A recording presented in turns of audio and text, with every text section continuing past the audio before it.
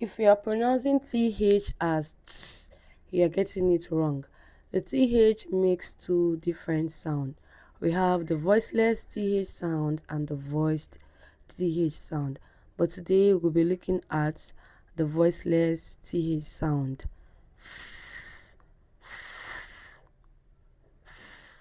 E thin.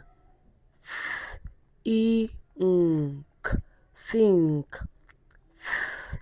R o throw. E thick. A thank. B a bath. A math. Cl o cloth. A path. B o